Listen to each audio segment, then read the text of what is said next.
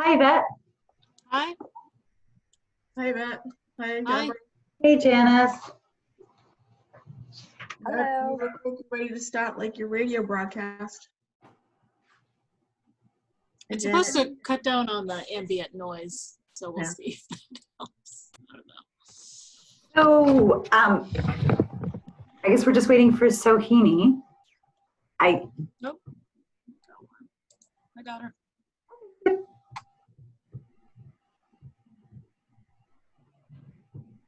What a weird way to welcome someone, huh? So, I know.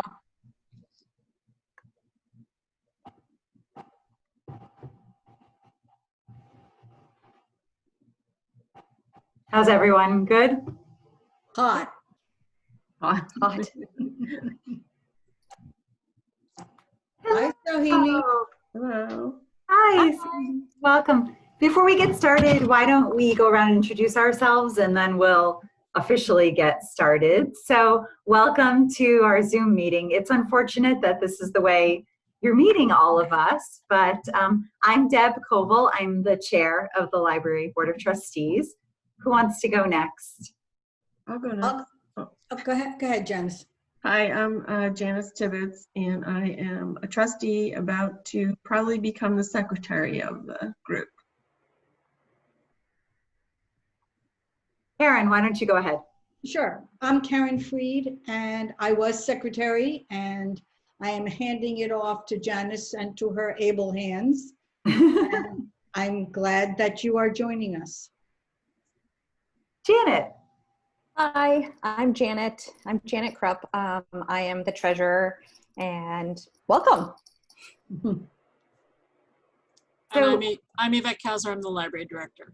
Of course, Yvette's here too. So welcome. You know, there's a lot of things that are probably going to seem strange. We'll try to explain them as we go along. You know, thank you for joining us via Zoom. So I guess I will call the meeting to order at 7:04. Yvette, do you have a flag for us? Not here. Yvette usually has a waving flag and we do what we can. Yeah, I mean outside, but Okay, yeah. well, all right. So one of the things that we have to do as part of a Zoom call for the Right to Know is we have to all say, do a roll call attendance that we're here, and then we also just let everybody know if there's anyone in the room with us. So I'm present and there's no one with me. Janice? I am present, and there is no one with me. Janet? I am here, and there is no one with me. Karen? I'm present, and no one is with me. And Sohini? Yeah, I'm present and no one is with me. Thank you. And Yvette, you're here too as well. Anyone with you nearby? No. Yeah, and it actually doesn't matter if someone is with us. This is a public meeting. It's just part of the protocol for the Zooms. So the first thing is we do want to welcome you, Sohini. Thank you for running. Thank you for being so patient with this bizarre election process and for joining us. Before we even get started, is there anything you want to say or do you have any questions for us? Not now. I got a whole bunch of documents coming from you. So I went through it. So I thought that was quite a bit, but yeah, slowly, I'll just be following like what y'all do. I'll get to learn. And this is my first role in any of the governance things in a town or in anywhere itself. So it will be something new. We're all learning as we go, so you're not alone. So Yeah. No. great. Well, welcome. And please do feel free to at any time now or after the meeting or at any point, just stop us and ask us for clarification. It's a great group. We're here to support the library and help each other manage this as best we can. So great. Does anyone else have anything before we start going through the agenda? Yvette. Oh, Deb, I just wanted to let you know that I've got recording on. I'm kind of using it as an experimentation.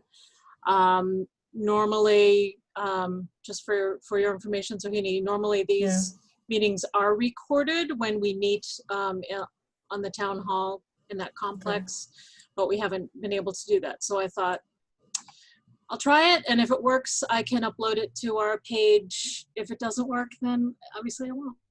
Yeah, I thank you for doing that, and I think it's really important, and that would be great if we did have a recording. So Sure. thank you for doing it and for letting Okay. us know. So Yep. great. Okay, for old business, the first thing we have are our June action items. When I looked back on the minutes, it didn't seem like there were that many things. I consulted the meeting minutes from our June 29th first, and we had review patron usage of print in September. And set a date for the board retreat. Those two items were on there. Karen. I'm not sure, but we met on June 16th. Yep, 16th. Yep, I have those also. So And those June action items, there are others. yep, I have them right here. So we'll go through those. So the ones from the 29th. Does someone want to explain what Princh is to Sohini since it's on the action items? Yvette, you can probably do a good job of explaining Princh, and it wouldn't hurt us to hear it again. So Sure. I mean, it just is a service that allows patrons to print wirelessly using the library services. so we And just payment would not go through the library, it goes through a third party, so our staff does not touch credit cards. we voted to institute this service at the June 29th meeting, and we're going to reevaluate and take a look at the patron usage in September. I shouldn't say reevaluate. We're just going to look at patron usage. So that will stay on as an action item. Setting a date for the board retreat. I would like to hope that we could meet in person in September. I don't know what people's comfort level would be. I hesitate to schedule something for August. I think that maybe at the August meeting, we could set a tentative date for a September Saturday, possibly seeing what opens up. I hate the idea of doing a retreat on Zoom. The retreat is just an opportunity for us to set goals for the year ahead, to review some things, Sohini. So I would really like to do that in person if we can, but I certainly want to make sure people are comfortable and that we're at a place where that makes sense for us. Yeah. So I don't know if anyone else has any thoughts on setting the date for the board retreat, or if we just keep that on as an action item and see as things start to open up more, schools are starting to go back. I feel like we'll have a better idea of what our possible meeting in person outlook would be in a week or two. Yeah, that sounds good to me. I have a question though. Sure. Would we be able to use the clump room in the library if we waited till September? Do you think, Yvette, or not? Or you can't predict? If you waited until September, Yeah. Right now we don't have the public using the building. The public is not coming into the building. When vendors and town employees come into the building, masks are mandated. So to be honest, I would be more comfortable asking the staff how they felt about it. Everyone's comfort level is very different, and we haven't tested it out with our phase plan with having, you know, the public in the building. So, you know, with that said, we've been very successful being in the building. That's 20 people wearing masks when we're within 6 feet of each other or in a common area. Probably my recommendation that I would tell the staff would be, you guys could come in and kind of make a beeline for the clump room or meet in my room with masks around the table. We wouldn't be able to be that far apart. If we were in the clump room, there are like 5 tables there, so each person kind of gets their own little table, so we're very far apart. And then just don't browse, you know, keep a distance from staff. I mean, it would be kind of in and out, like a vendor is in and out, you know, to work on an air conditioning unit or something. We've had that. So that would be, I think it would be comfortable for staff if you guys had guidelines. Thanks. That makes sense. That makes sense. Yeah. And the clump, I think, yeah, we definitely would not want to meet in your office. I feel like that would be Okay. too close together. And We not- haven't, yeah, I mean, I've had 3 people in the office and that's Joanne and Artha working, and we've worn masks and we're Yeah. very far apart. The only other thing about the clump room right now is it's being used as the staff room, a break room, which the staff are utilizing. And that's because in our kitchen, we can only have one at a time. Yeah. So we would need to figure out another place for the staff to have their breaks. I'll talk about that in my report, actually. So I think these are just really good things for us to be thinking about. And I personally don't think a retreat on Zoom is where we want to be. I think that if we want to be able to set goals and get together and have some face-to-face time, even with a mask, is a different experience than doing this on Zoom. Now, if we get to the point where we certainly can't meet, or the staff's comfort level is not, if they're not okay with us being there, I want to be respectful of that, and we'll do it via Zoom if we have to. I just want to keep that option open. That meeting in person would be great. So, all right, we'll just keep it on our action items. From the June 16th minutes, other action items. The Library Board of Trustee will return to discussion of RFP process following the June 23rd town elections. That is on our agenda, RFP. So, sorry, my Chromebook just blanked out. Yvette will contact Paul McCallie regarding any time constraints on responding to library design concept bids. No, okay. Yeah. Library director to write thank you to letter to Dr. Carl Quimby. that's done. Revisit finance guidelines. We can talk about that maybe when we get to the finance committee. We'll address that. And Laura to give trustee manual to Karen, which she has done, correct? Correct. That is completed. Okay, so did you drop the manual off at the library, Karen? No. I didn't, because Yvette wasn't going to be there, or at least that's what I was told.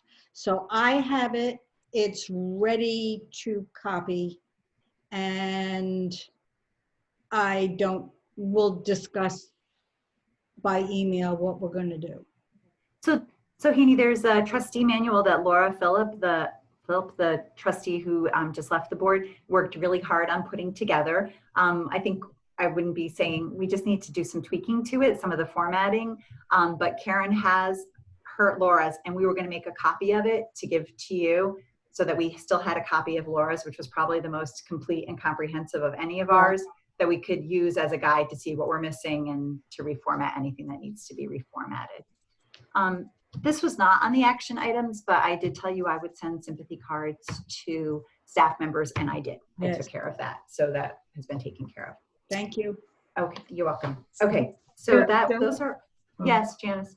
So you just went through that list, and I got most of the things like yes, no, moving to a different part of the meeting to discuss. RFP, what? There's RFP is on old business, so we'll get to that. Oh, okay, okay, sorry. Which actually is the next thing.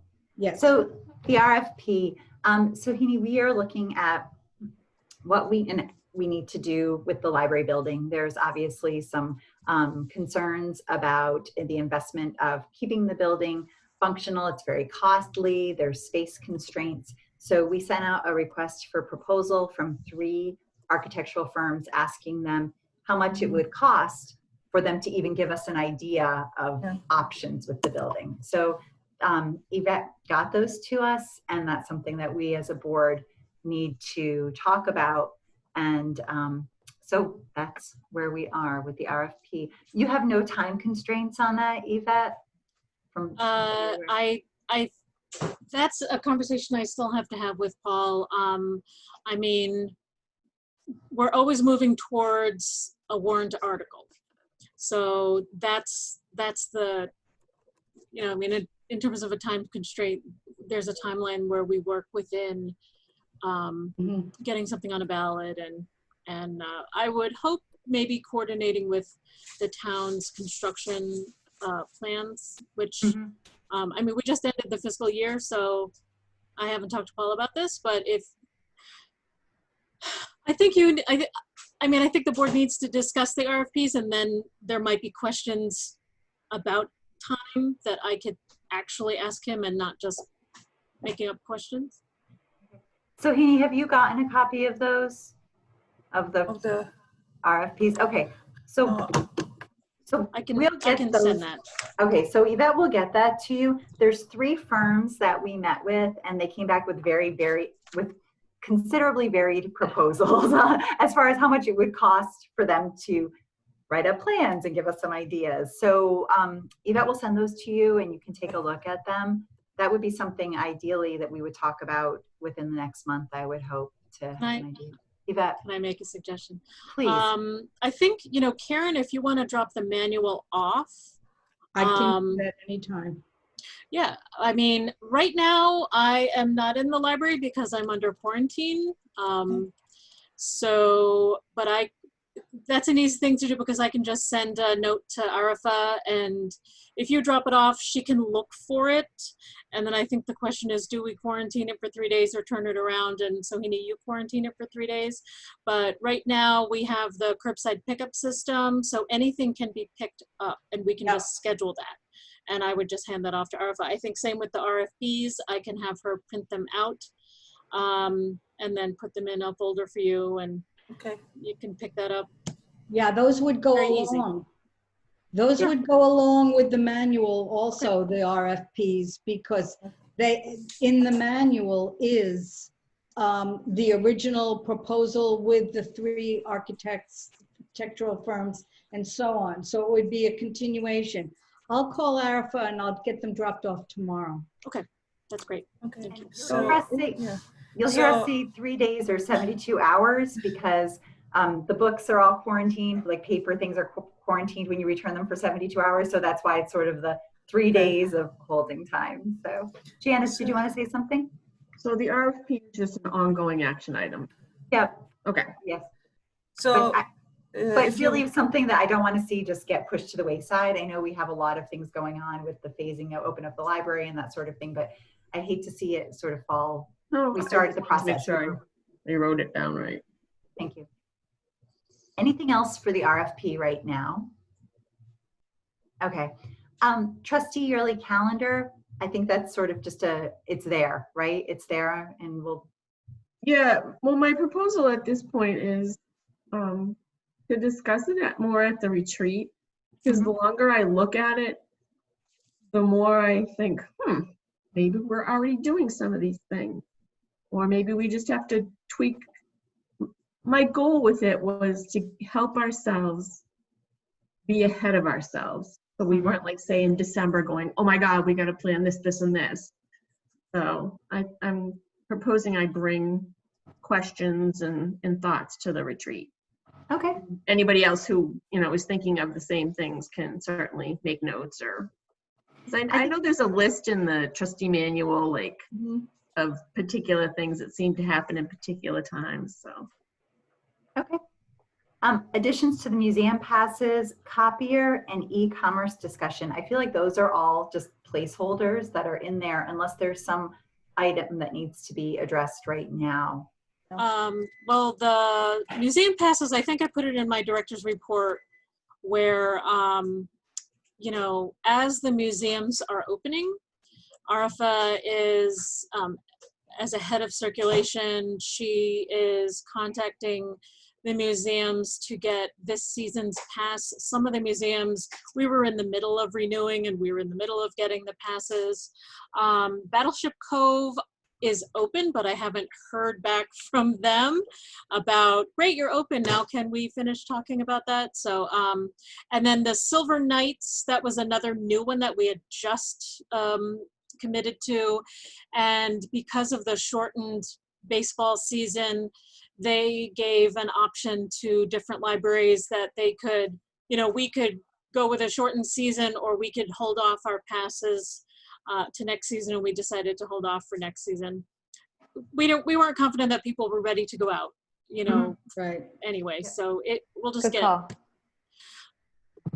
Great, thank you. Okay. So copier, no news. I don't know that there is, I'm not sure what the question is on the copier still.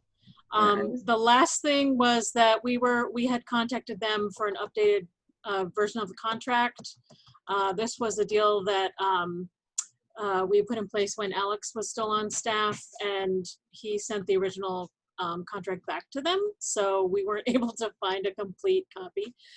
We have lots of other paperwork on it, but I think the last time we contacted them, they also were not fully open. So there's a delay with a lot of communication, but that's still on my list to keep following up with. So we're doing the best. Yeah. The e-commerce discussion, I think that was sort of wrapped up, that it is what it is right now with, Yeah. Is that correct? The board has no plans to change companies right now. The company that we're with is the company that best works with our security. Okay. So Heaney, there was some discussion and concern because you can pay for fines by credit card, but then the charges for them were sort of cutting into what the profit of the fines would be. Not that we're here to make money, but just we want to certainly, any money that we get in, we want to use to improve the library, not pay in fees if we can. Yeah. So there was some discussion on how we could better utilize that system. Now that we're not having fines right now too, it's sort of a moot point. Janice. Can I just mark that as done? Yes, please. Okay. Appeals policy. Actually, no, I'm not comfortable with the e-commerce being done. Okay. Okay. There's a contract that we have, or from the last conversation we had about the e-commerce, is that we have a contract going with GMilks. We still can investigate other options. Not individually though. Why? Because it's a board purchase, it's a group purchase. Yeah, but not all of the GMilks libraries participate in the e-commerce, so. Most of them do. Okay, but I still don't understand because, okay, let me, I'll unpack it a little better.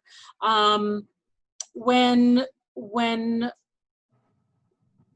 we have looked as a board, as a GMilks board, when we've looked for those kind of services, when we looked for this, Marilyn and Kevin, who are the staff for the GMilks board to run all of our GMilks operations. Wait, can I interrupt you? I'm sorry. Do you know what GMilks is, Sohini? No. Okay.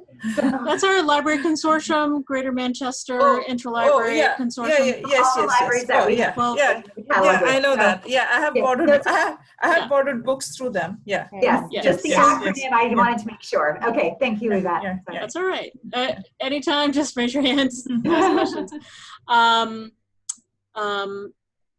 So they have researched it, and they research it understanding what our security needs to be. So I suppose I could ask Marilyn to research individually just for Merrimack, but that came up at our board meeting. I brought this question back to the board, and no one was confident that there were other things on the market, because Marilyn and Kevin are always looking for what's on the market. And they said, you know, when we signed up for this company, it was the only thing on the market, and it works with Polaris. So right now, there's no reason to move from Polaris, because Polaris is a product that works.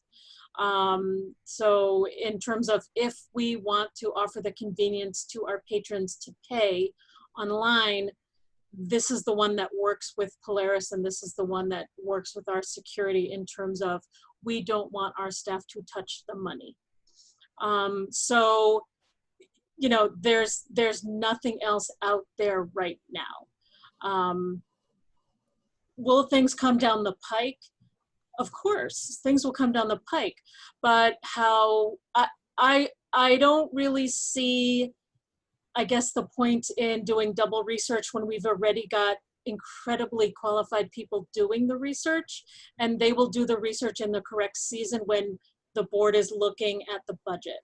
So we just passed the budget in June. So, you know, I mean, I brought it up, everyone kind of went, Marilyn, Kevin, and looked at them down the table, and they said, there's nothing really yet in development. Right now, everything is good, you know, but sure, we can look at it later. You know, it wasn't terribly pressing as a topic on GMilks, just because it's, you know, it's working and it's doing what we want. So Janet, what would you like? Well, that was more information than I had. Okay. So that was good. So I wonder if it would be appropriate to raise this question from us to the GMILKS board when you're looking at the next budget cycle before the contract comes due, something like that. Has there been something that's come up since this discussion? You know, because you said that they already signed a contract with them, right, Yvette? So in 6 months or a year when they're looking at renewing the contract. It'll always come up. Yep. I mean, there are things that come up, and sure, I can put it down to come up, and I can send it to Marilyn and Kevin, you know, that. So at least it's a consideration. Would you feel more comfortable with that, Janet, that it doesn't just get accepted without being investigated? So, that would be great. okay. Great. So what would you like me, how would you like me to note that? Leave it as ongoing per? Now you can take it off. Okay. Janet won't forget about it, don't you worry. Okay, thank you for that explanation, Yvette. So the appeals policy. So we had some discussion when Laura was on the board because Yvette had the appeals policy. Laura had another version of the appeals policy. I'm honestly not sure where we are with that. I don't know if we need to address that. If that was, Yvette, can you refresh my memory? Did you need the appeals policy approved? Is that why you brought it forward to us? Or, okay, that was something that Laura came to you and wanted. No. Okay. So the trustees review their policies every year. There were some older ones that I was bringing to the board first. We've almost done all of them, but appeals policy hadn't been done. It seemed like an easy one to do, and I made a change in the language that was probably a little friendlier or a little nicer than what was standing. Laura rewrote it. I retracted my change. I think we go with whatever is posted on the website. The appeals policy is for a patron who wants to contest a decision about programming or the collection or some other decision that a staff person has made, and it goes up to the board. So there's a chain of command in terms of complaining. You know, you complain to the staff in front of you. The staff in front of you is going to say, let me take this down. Here's the procedure. They'll go to their supervisor. It comes up to me. And at each intersection, there's an opportunity to explain the policy and the decision to the patron. They can keep saying, no, I don't like that. And then it eventually goes up to the board, and then they could appeal to the board. And of course, you know, then depending on what the complaint is about, then the board would be able to discuss it and make a decision. You know, but it's a policy that says, patron, you have this option. Here's how it would go. You know, I think the way the policy is posted on the website is broad enough to cover any possible appeal that we might have. You know, we don't get a lot of appeals, but we have had complaints about someone who was banned. You know, I don't think my kid should be banned. You know, well, I'm going to sit down with you and explain, here's the policy that they, you know, that they didn't follow, and here's the reasons why, and we gave you 1, 2, 3 warnings or whatever, and well, I still don't like it. Okay, well, you know, then it goes up to the board. I mean, so there's been a couple of times, maybe 1 or 2 times, but it's still a very prudent thing to have. So that's kind of overview. Your friendlier language, I wonder if you would be willing to just send us a copy of that and we could just look at it and approve it next time, or do you? I mean, I'll send you both so you can compare, but I think I got friendlier language maybe from Amherst. Okay. You know, Okay. Okay. Right, we'll I'll leave it send on there and we'll No problem. Okay. Year-end expenditures. Anything to report? There's nothing really. I mean, you approved the list, and we're kind of systematically going through the list, and right now there isn't. There's nothing, no changes, obviously, but no. Great. Just doing it. And Would that come off? Hmm? Would that be it done? yeah, that's done. Okay. Okay, new trustee fiscal year budget. Janet sent us all Yes, a she copy. did. And I know, Janice, you requested the year before also that she sent to us. So I'm looking now at the July 2020 to June 2021 trustee budget. Do you want to do a quick explanation of fines and special, Janet, for Sohini while Sure. we're here? Okay. And you know Um, what? And I just want to say for me too, because we always need this refresh, all of us. So, Yeah. So the trustees have two main money sources or income sources. One that is classified as fines, and fines are monies that received that have a restriction in how you spend it. It's in an RSA. I don't have that right now, but essentially it's like you can buy materials, you can do minor repairs, you can do upgrades. But so those are some restrictions with respect to money that's classified as fines. Copier money is also considered under that restriction. So it can go towards copier money in, can go to spend to copier money out, but it also is for materials and the materials upgrades, and what was the other thing I said? I don't remember. Same with income generating equipment. So those three income sources all have restrictions on them on how you spend that money. So that's why we call it fines. Then special money is everything else, essentially. There are donations. A lot of years we've received a large donation from the DCU, which is why you'll see DCU under donations. Friends money, when they give it to us, goes under special. Grants goes under special. A non-resident fee goes under special. The passports that Yvette and staff do also go under special. There's no restriction on how special is spent. So. great. So are there, I mean, obviously we're not going to have the same income for fines and copier Right. this year. So other than that, or including that, what are your concerns or anything you want to point out to us about this budget? So with this budget, essentially on the top line where it says fines income sources with that 11,000, that 11,000 is money that we obligated when we did the budget. So we said that we would pay money towards the museum passes, money towards materials.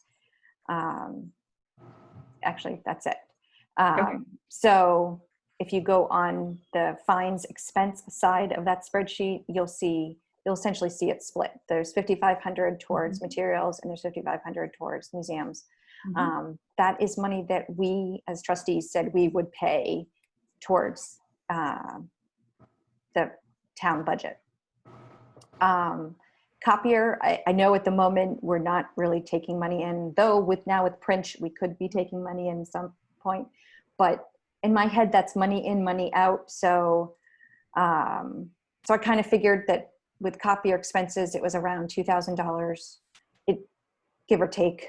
So it's money in, money out. And then hopefully within the year we can at least make $750 with fines, because that's what our e-commerce is. That's the GMilks online fines payment.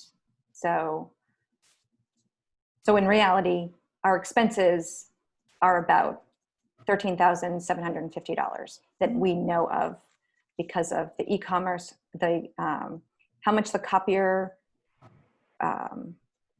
contract is, as well as the service, the new service to print. That 2,000 incorporates all of it. Yep. So that's where that 13,750 comes from. So if we don't get any fines, let's say, where do we get that money from? Well, that 11,000 is taken from, right, I marked it, it's just in yellow, sorry. It's from savings. Okay. Janice. Well, if I understand that correctly, like last year, there was some amount as well. And every Correct. year it's just an amount in that box, if you will. Wait, Comes- which box? The one that says finds income sources, $11,000. Like there's always an amount in that spot. Actually, no. There's only an amount in that spot if we've obligated, well, two things. If we've obligated money to the town, there would be money there. If we have to take it out of savings, which going forward, yes. Right now, we have to take that 11,000 out of savings. So in reality, that number, that 11,000 wouldn't be there. Like last year, I think it was 12,000. Right. Right, and it was 12 because we paid for all the new servers and the new computers. Yeah. That's what that was Okay. for. So, but in reality, with the copier, fines, the e-commerce and income generating equipment, all of that is usually paid. That income pays for everything that we do for fines on the expense side. We usually don't have to take any money out of savings. Yeah. So. Any other questions for Janet? So do you need us to approve this budget, Janet? Yes. Okay. Another Karen. question? Sure.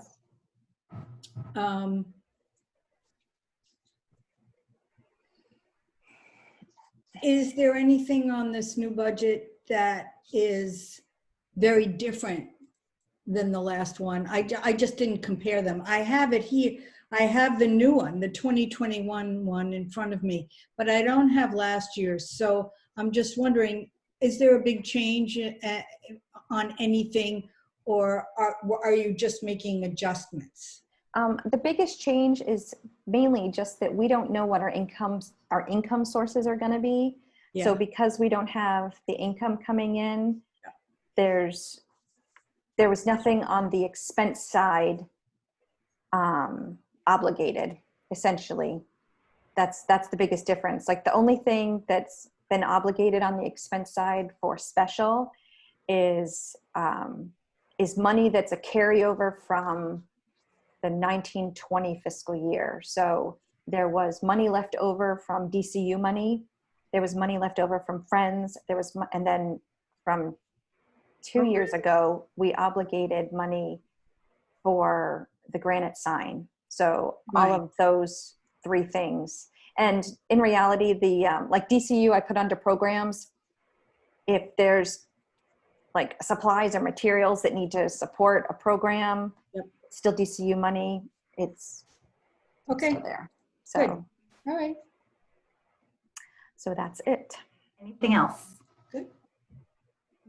Well, I will make a motion that we accept the July 2020, June 2021 trustee funds budget. Is there a second? I'll second. And we need to do a roll call vote. So I will say yes to approve. Janice, Yes. Sohini, Yes. Karen, Yes. and Janet. Yes. This will all become immensely clearer, believe it or not, as we go through. So, great. Thank you as always, Janet.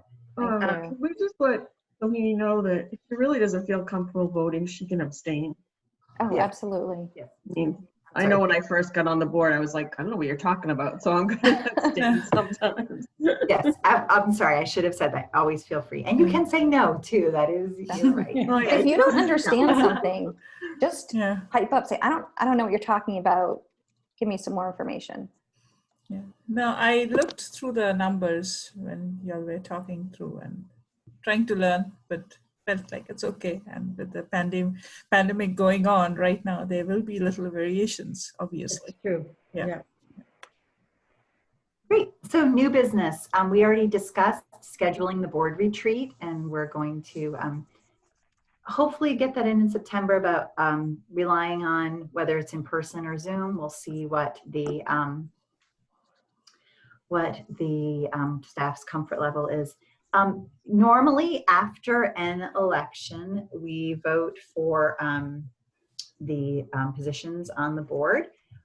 I would like to make a motion that we wait until September to hold those elections if people are comfortable with that. And my reasoning being that one of the things we talked about before all this happened and as of last year was possibly postponing elections or restructuring the way that the positions in the board were done so that a new board member has a chance to get familiar with the different positions and understand things before we have this election. So it's not, so there might be something that you would really like to do or be involved in or join a committee. And it's hard when you've only been on the board for 10 minutes to say, okay, now we're going to have an election and you need to vote for something. So, and I think that given the constantly changing variables and what's going on, I would like to propose that we hold our elections this year in September and see how things go from there. We can do it as part of the retreat or as part of our September meeting. So that's what I'm thinking. Does anyone have any thoughts or concerns about that? Janet? Okay. I have no problem with the chair and treasurer, but I think with respect to the secretary, if Janice is going to take it over, or if Sohini wants to do it, no, then not in the first year. Then, thank you. Yeah. That needs to be decided because, in reality, it's Karen. Okay, so that's understandable. So I'm trying to help you out, Karen.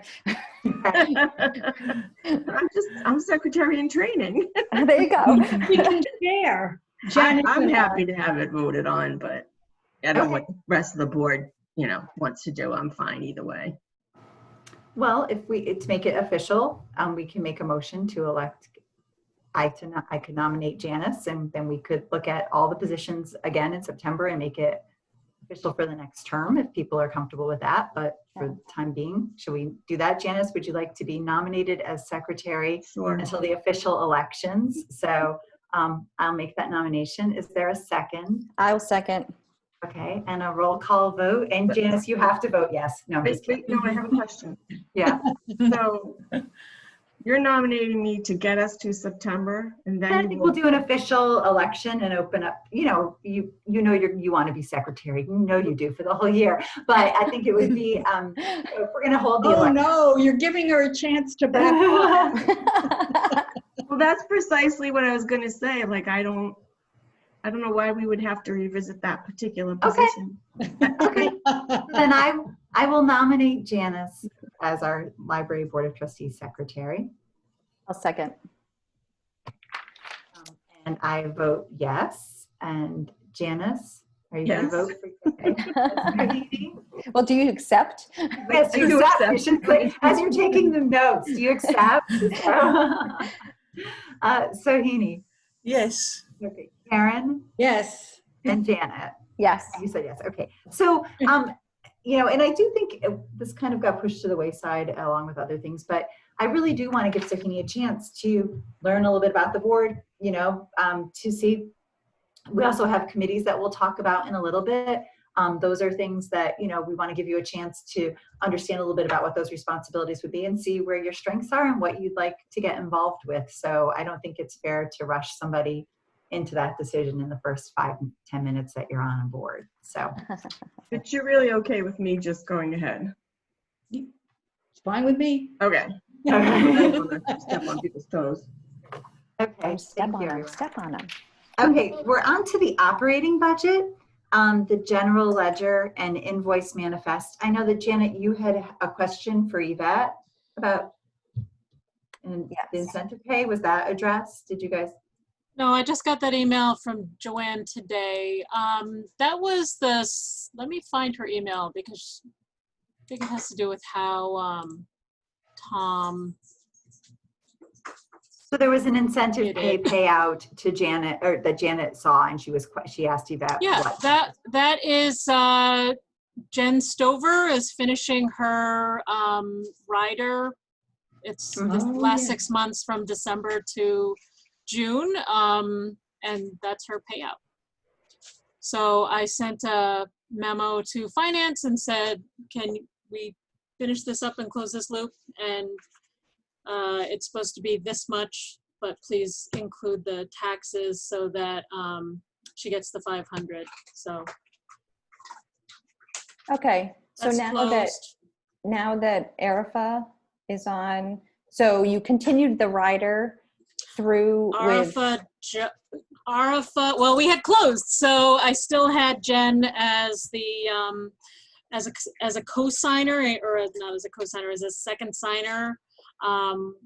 We hadn't changed Arifa over yet. Now our Arifa is changed, Okay. and we did that maybe 3 weeks ago. And I still have to take Jen off as the GMLX board alternate, but right now she is the alternate. I want to be able to talk to them and kind of look at what are the kind of topics that are coming up on the board level, and are they more tech heavy? Because Jen Stover, as being the tech, the technical services head, sometimes it's helpful to have the tech services person in the board meetings, although Jen has maybe gone to one board meeting just with me. I haven't needed anyone to be my alternate right now, but we still, as members of GMLX, we need to have an alternate. So sometimes it seems to me like if the conversation gets very technical, because we're talking about things like Polaris, then it would be helpful to have the tech person there. If we're talking about something like all the different variations of how each of the 12 libraries do circulation, because there's a spreadsheet about, it's pretty intense. Then it's nice to have the CERT person in that conversation. So, but I'll get that squared away, and we will not have the rider anymore. There's no need for that. That's done. Okay. So just to give you some background, Sahini, we some libraries have an assistant director, and we do not. And so there was a rider that there was a staff member who would, in Yvette's absence, fill in for certain things, so that if Yvette was on vacation and that sort of thing. So the rider is finishing out now because we, with our circulation department head, made it an executive department head. So Arifa can step in and take over that role. So not officially an assistant director, but someone who can act in Yvette's absence if need be. So, okay. And just made that part of her position going forward, so that Yvette wasn't in a position where she had to find a new staff member each year to be the rider holder to do that for her. Janice. So I would just be saying that Jen was paid out for the end of having the rider for acting director, and now Arifa going forward will be in that position. Okay. Great, thank you. Thank you. Were there any other questions about the general ledger or the invoice? No. Sorry, someone came to my house. You can hear my guard dog in the background. He's saying, let me in. He does think he gets to come and sit in here all the time. So, Look, he's at the door. He's at the door. Yeah. I have a question. At the end of the manifest, the note, it says this report will be adjusted to include older invoices that arrive after the 30th. What does that mean? Okay, so we're at the end of the fiscal year, and how finance changes over from one fiscal year to the other fiscal year. They know that invoices that for work that happened in July aren't going to be sent, in June, aren't going to be sent in June. They're going to be sent in July or towards the end of June. So they keep their books open for 2 or 3 weeks in July. So we mark the invoices and it says fiscal year 1920. If it's our intention, with our tracking that, no, this is an electric bill from last year, really, or something like that, then we'll just mark it and they'll send it over. And so, on the next manifest, you might still be seeing last year's invoices just because of the timing, but it's pretty normal for that. That's just what we're doing. We can request, POs, the new budget, in terms of Unifund opens, immediately when the fiscal year changes. So we can, we're basically working out of 2 years just for a couple weeks. And then they officially will close it. And then if anything else like it, let's say I turn in mileage from May, but it's already August, it will get paid out of this year. But the idea is let's get everything in, hurry, hurry, hurry, guys, and then they'll mark it in last year's book. Okay. So that's just probably a little heads up for you. Okay.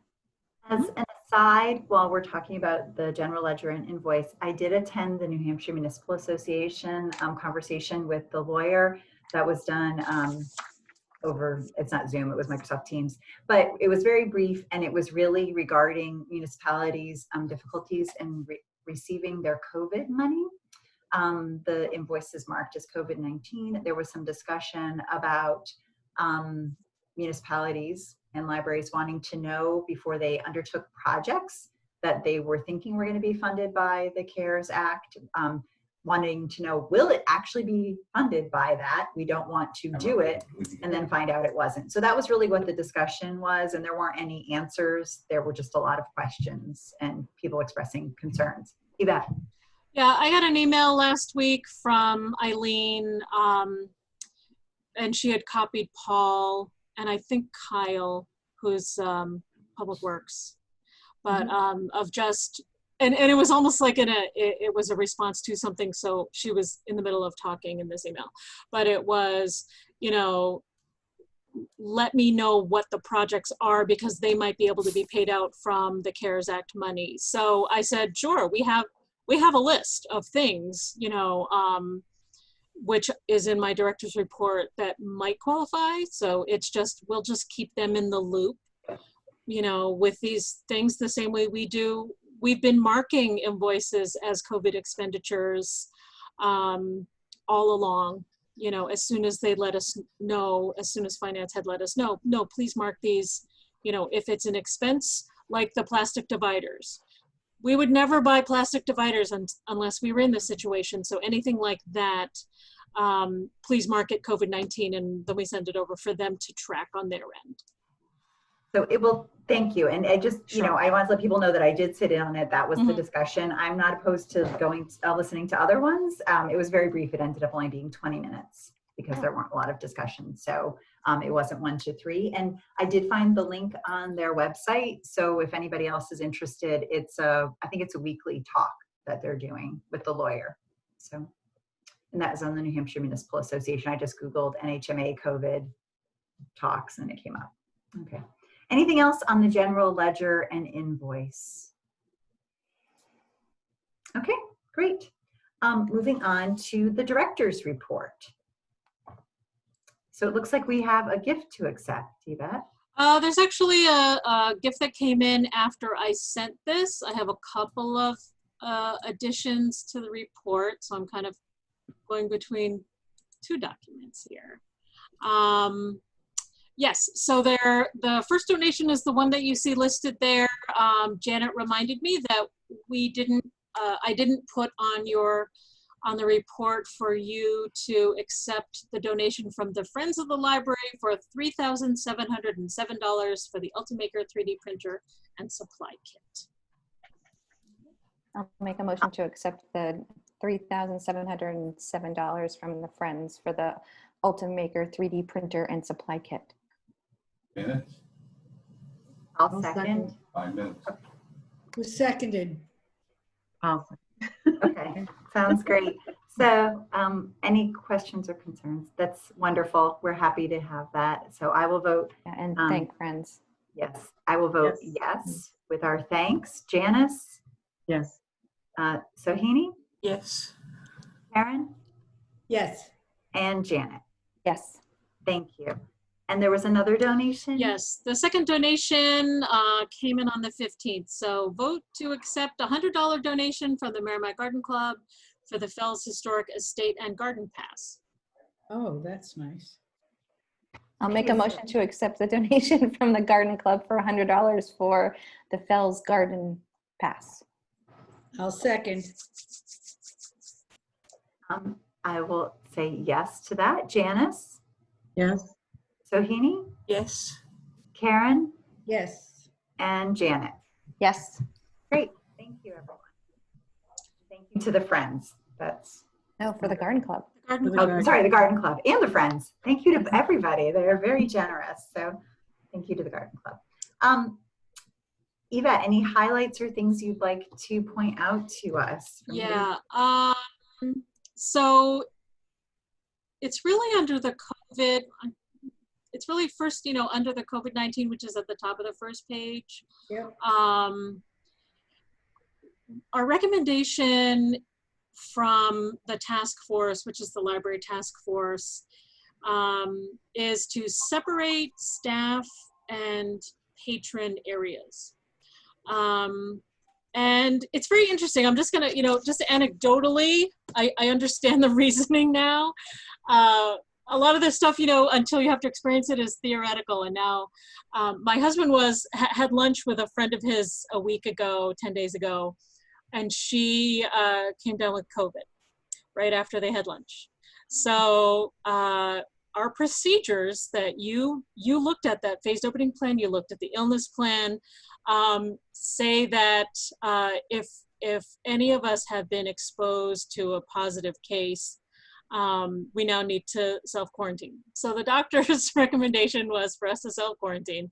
I told the department heads, I guess I'm self-quarantining even though I'm second tier on this thing, or second hand on this thing. Mm-hmm. But, and we're fine.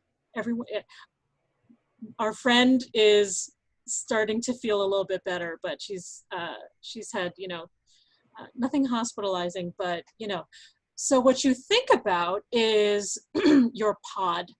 You start to think about your personal space and wearing a mask and the procedures. And if our procedures are correct, if they're good, and if everyone is following them, we should all be fine. So it was an opportunity for us, the library staff and department heads, to put all these things into place, because now I had to step back immediately. And I did not report to work on Friday. I started my vacation early. So, but everything's fine, you start to think about, I wear a mask if I'm close to someone, and I wear a mask if I'm in the common areas.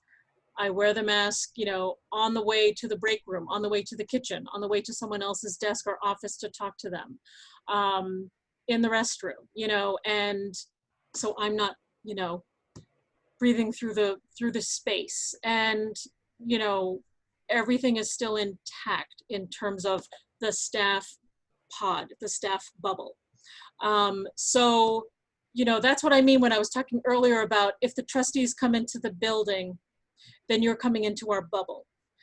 When the public comes in, they're coming into our bubble, and our bubble is very controlled because we all submit to a health check every day.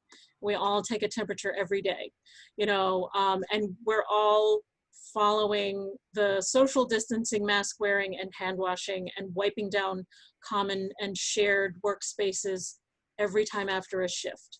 So it was a good opportunity to test the bubble, but you really start to think about the bubble. So back to what I was saying, and why I'm kind of explaining it this way.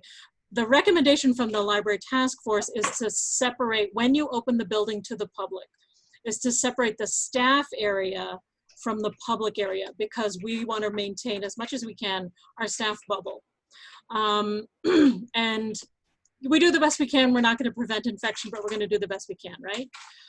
So of course, with our furniture, if you think about it, the main floor and the children's room is what we're really thinking of. We're embedded, the staff is embedded in the public areas because we wanted to. Because you wanted it that way. Because we wanted it that way. And that is the struggle that every single library is dealing with. So some libraries are able to move furniture, some aren't. Some libraries are closing their stacks, some aren't. If you keep your stacks open, then you have to figure out a way to kind of quarantine the books for 72 hours and follow those guidelines. Lots of, it's like a domino effect.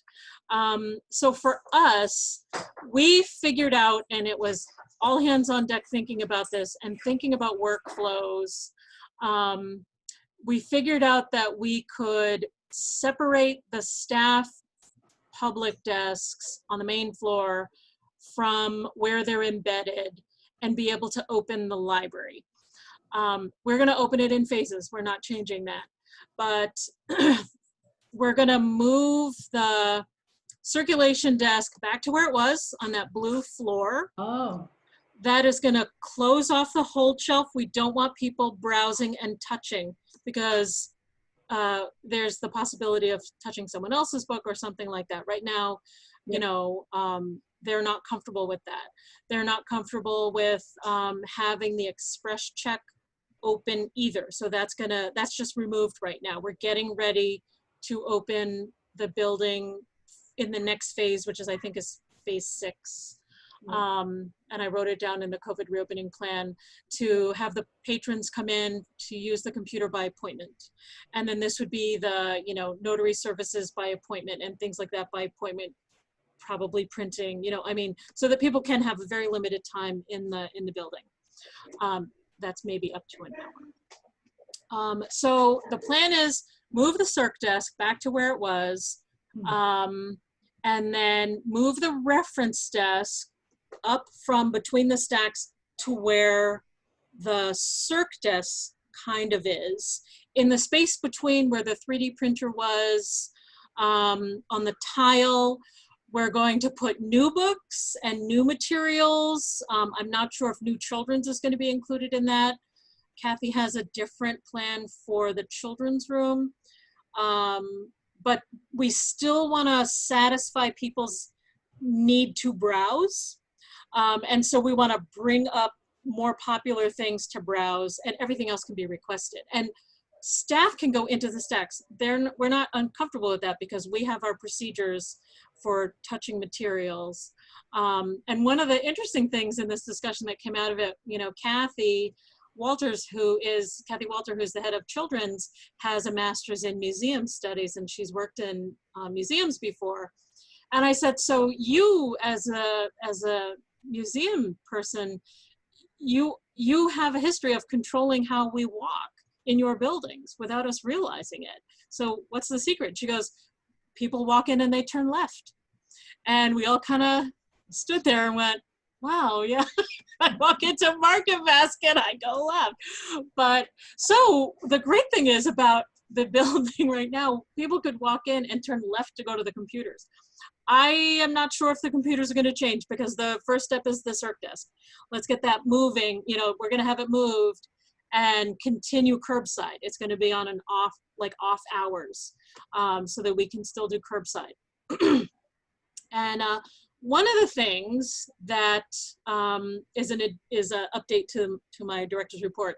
While we were looking at this floor plan, we realized that the cafe is not a desirable thing to have anymore because we're trying to, for the time being, prevent people from, or discourage people from lingering and sitting.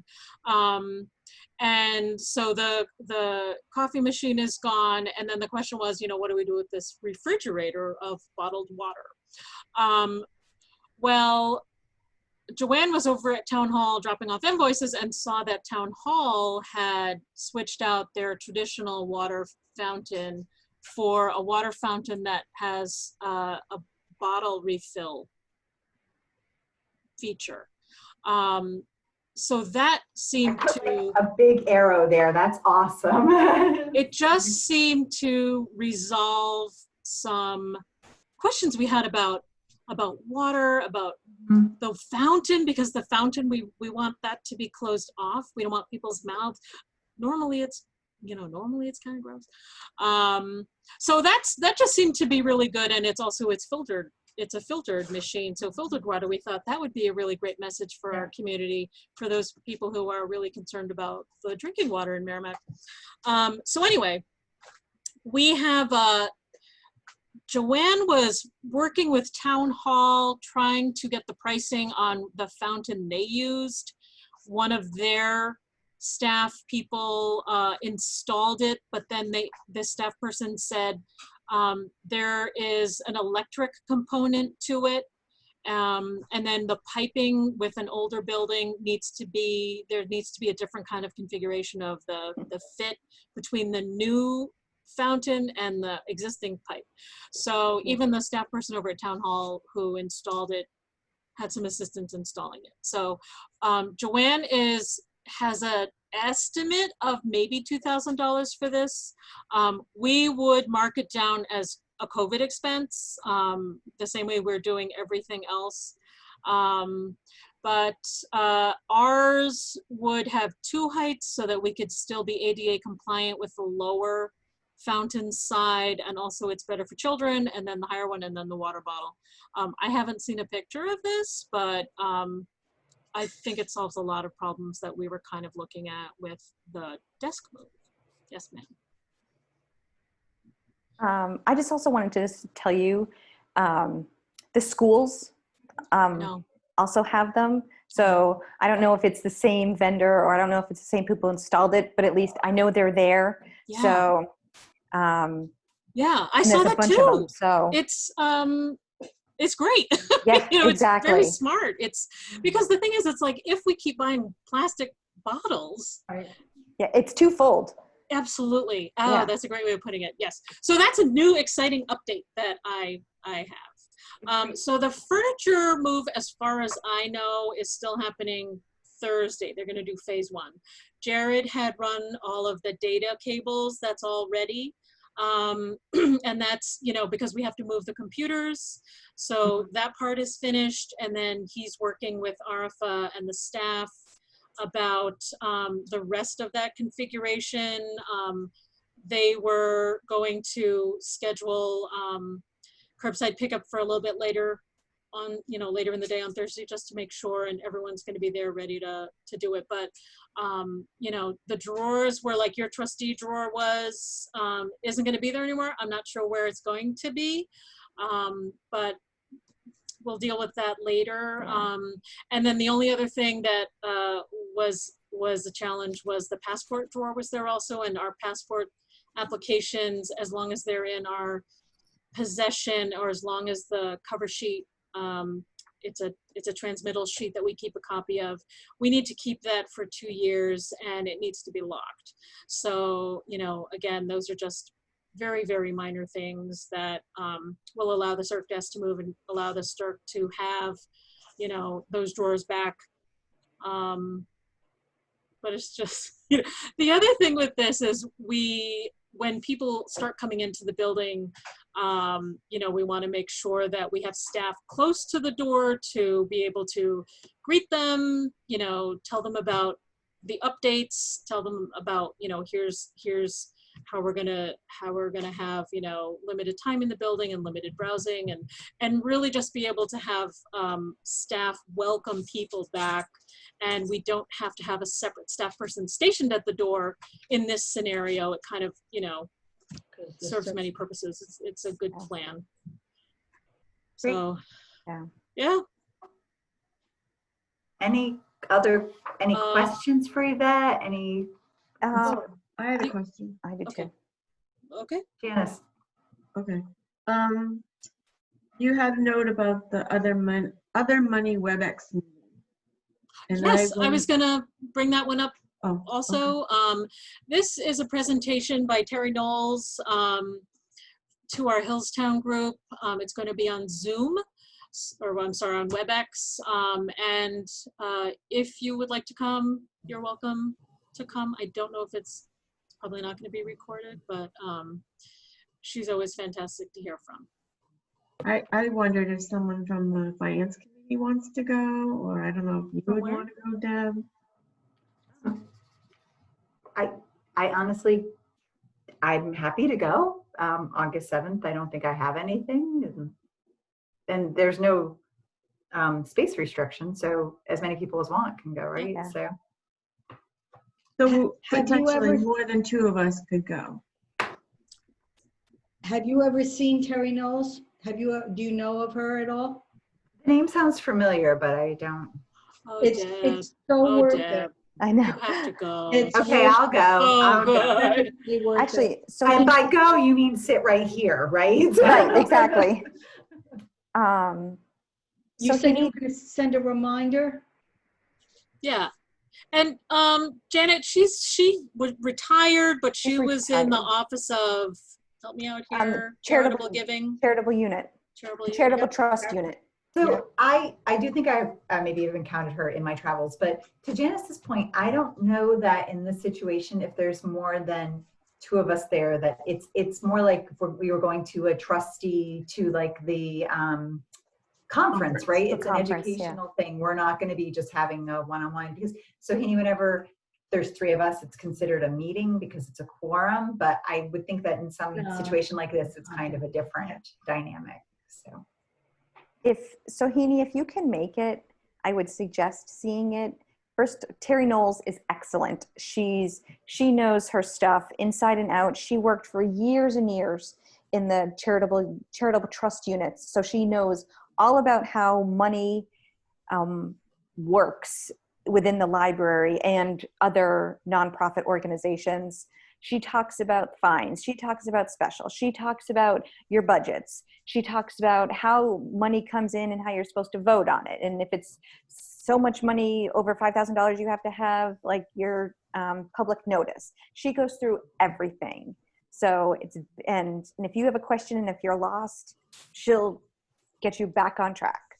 So if you can make it, I would suggest. What time is it on the 7th of August? It's 9:30 in the morning. Okay. And it's August 7 through WebEx, Okay. which is the platform that the New Hampshire Library Association uses. Yeah, I'm working from home, so I can just access over WebEx. So we're all stuck in the house. So yeah. And she's pretty entertaining too, so you'll enjoy it. She's really good. So is it for like the morning or the kind of?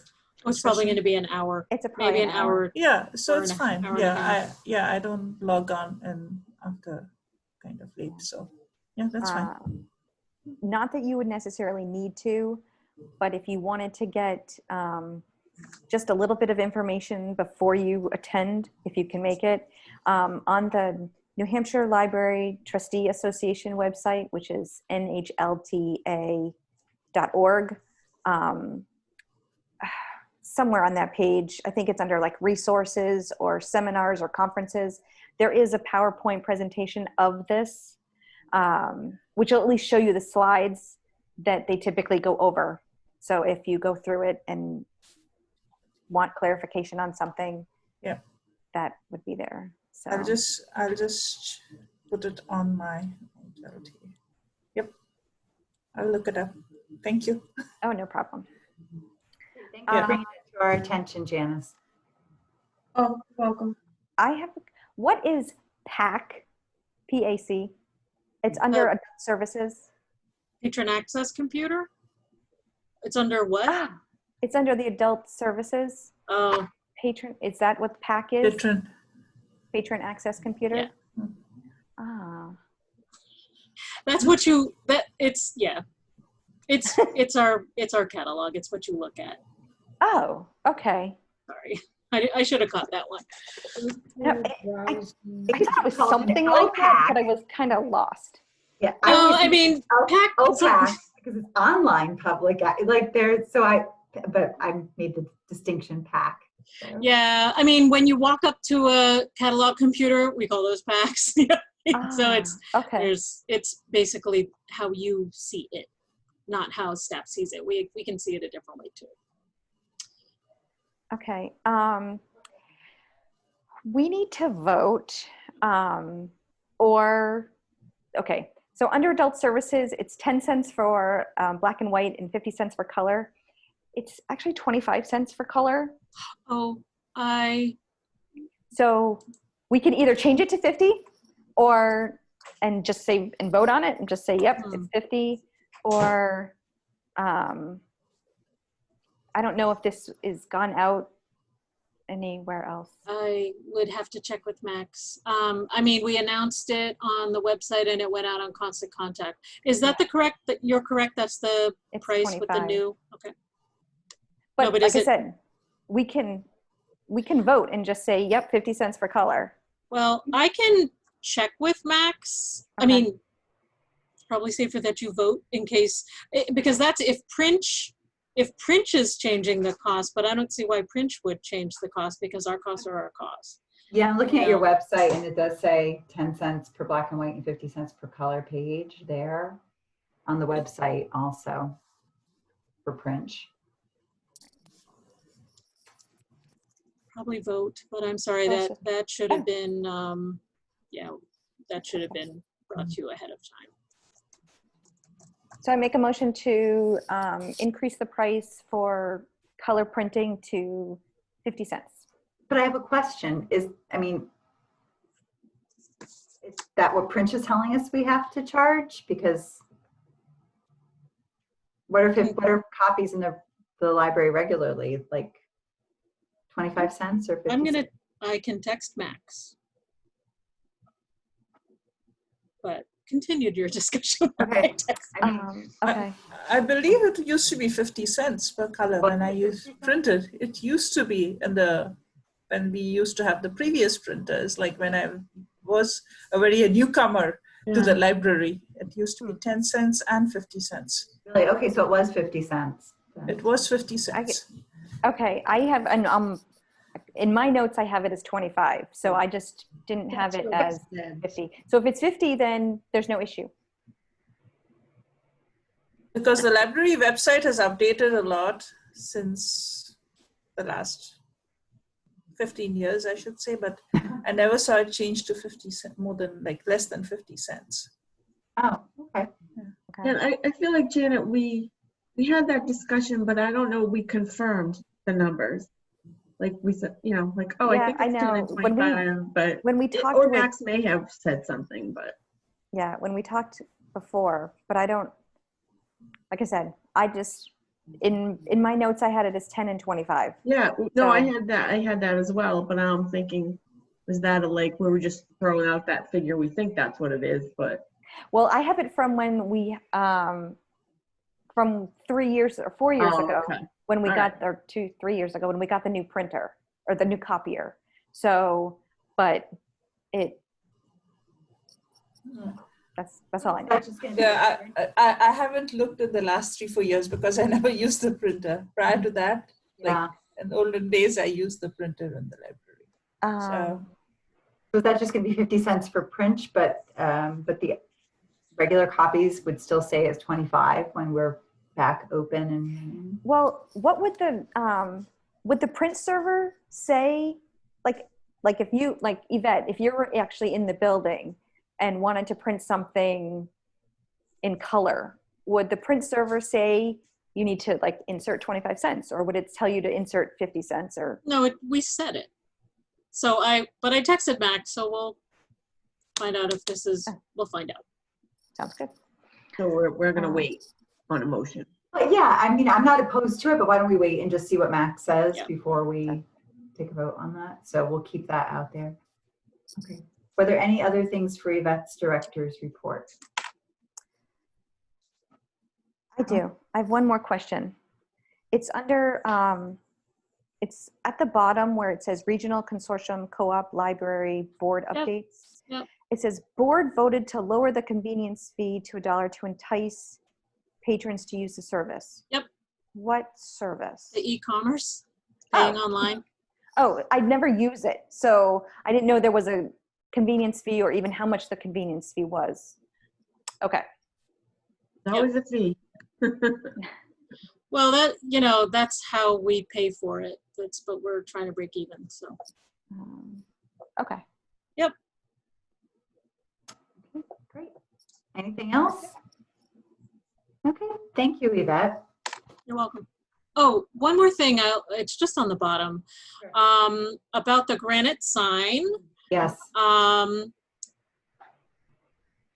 I have reached out to 3 other vendors. I am not hearing from Mr. Brooks. I went to his house, dropped off a letter in his door. So I don't understand why a vendor would not call me back in months and months, or email or anything. So I've reached out to 3 other vendors. I've heard back from one who says that they definitely do this kind of work, but the store manager was going on vacation, so he handed it off to a colleague.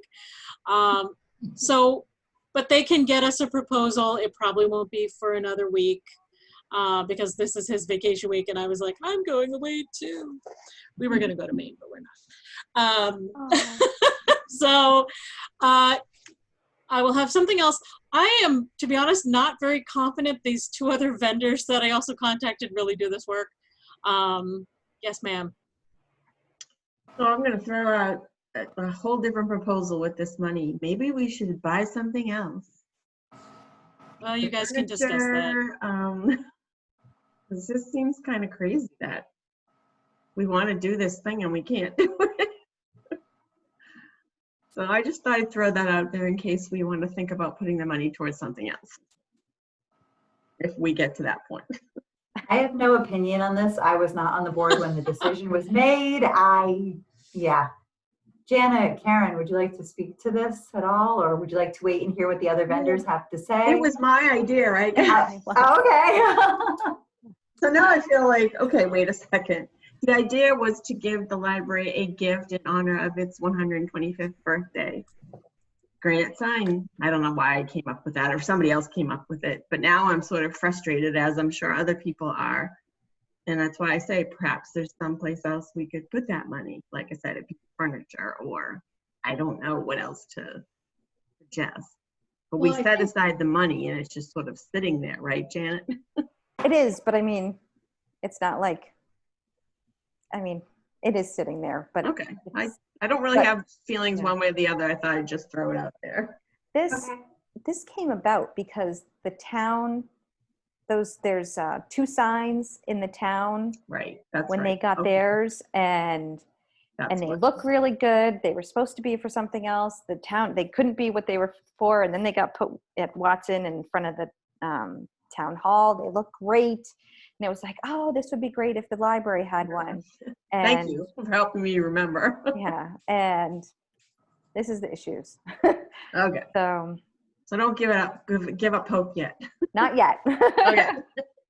I think it's worth saying that if other vendors aren't coming forward and this isn't, then it's kind of a waste of time if we don't get a response after this. I mean, there's really not much more you can do than deliver a letter to a person's house and request 3 more things. So why don't we circle back and put this as an action item to hear what we see and what we hear from Yvette in August, if she's heard from any vendors, if there's anything, and if not, maybe it is time to table it. Your point is well taken, Janice. At some point, does anyone want to make a granite sign? I have a question. This sign is for to put it up outside the library or inside? I don't know what background. I know it's 125 years is completed for the library, but this would look like the one in front of Town Hall on Babusick, and it would sit on the corner in where the gardens are. Okay. And there was some delay because we had to work with the garden club's planting plans, and they're very established, beautiful plantings there. We were working around the weather and so forth. But it came up that a lot of people have no idea what that building is on the corner. It's a library. There's no sign on the corner. And it's kind of course, for those of us who know what it is, it's funny, but there are still people who've lived in town for many years who have no idea what that building is. So the idea is, oh, well, the town just put up a beautiful sign, these granite signs, let's do that. And this one vendor gave us a drawing, gave us a quote. It was great. We had little markings in the dirt where it was going to be, and now he's disappeared off the face of the earth. We'll look at it again in August. Hopefully you have some news, and if not, we'll make a decision what to do. So yeah, that's fine. Crazy.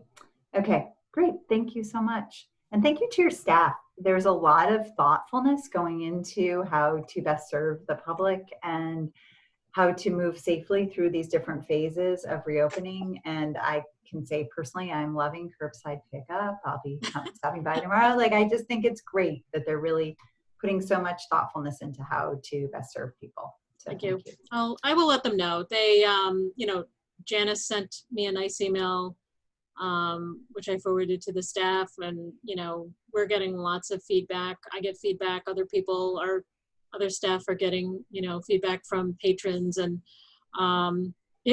you know, we're trying our best. I keep saying that, and we really are, and trying to be very careful and conscientious. And I think this curbside thing has really taken off, and I would love to see it continue. I think that's one of those recommendations from the task force that, you know, if you're finding some of these services that you kind of had to, you know, figure out, and they really serve, you know, wireless printing. Oh my goodness, you know, I mean, it's like science fiction, you know, anything that we can continue that our public has really appreciated. Wow, I'd love to continue it. Yeah, that's great. Very Karen. convenient. Well, I just would like to say in response to that the curbside is wonderful, but it's frustrating as well, because it's a real effort to research a book that catches your eye, rather than browsing where you can actually, there's nothing you can do about it, but it's the next best thing. But it's not something I would do if I had a choice. That's the way I feel about it. There's the serendipity of stumbling across a book you would not normally get because you're there in the Absolutely. library. So I hear that. So yeah. Yeah, and so hopefully when we open, you know, in phase 6, you know, which is why we're moving this furniture, you know, we are trying to get to that. Then we're gonna have things available in the front, Yeah. for you to browse, and it's going to be awesome. Thank you.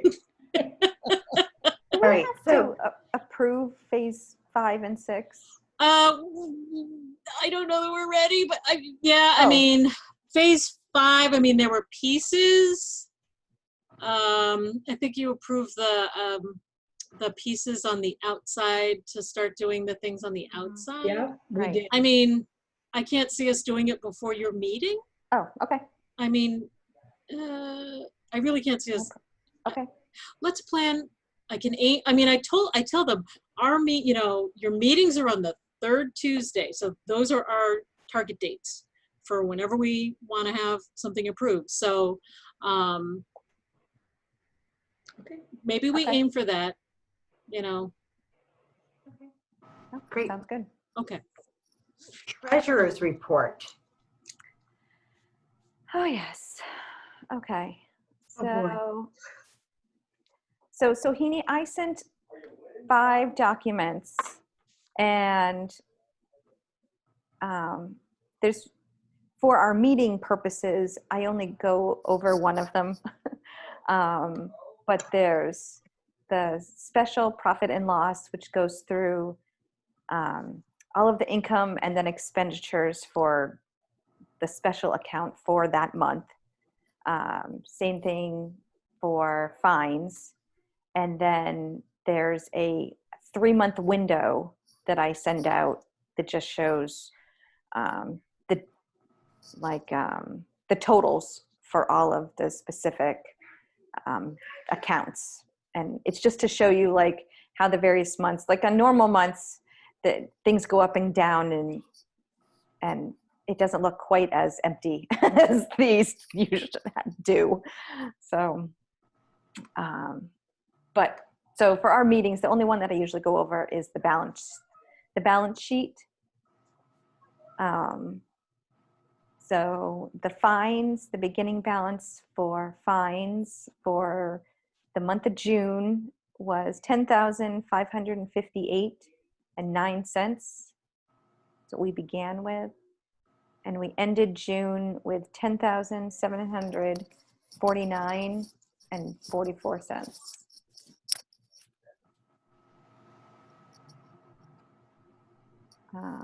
For special, oh, hold on. My page went funky. For special, we started with $34,335.62. And we ended with special with $32,895.10.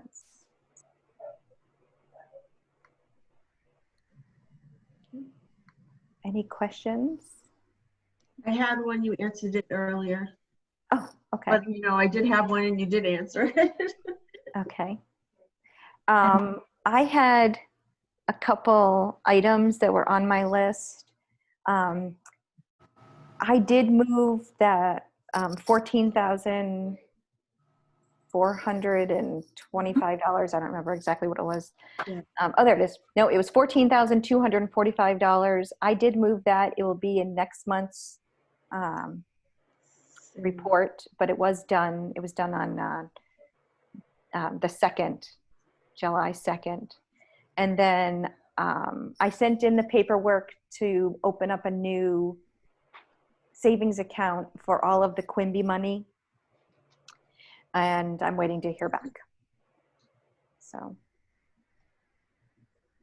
Great. Thank you, Janet. The Quimby money is money given in honor of Barry Quimby. His father, is it Carl Quimby?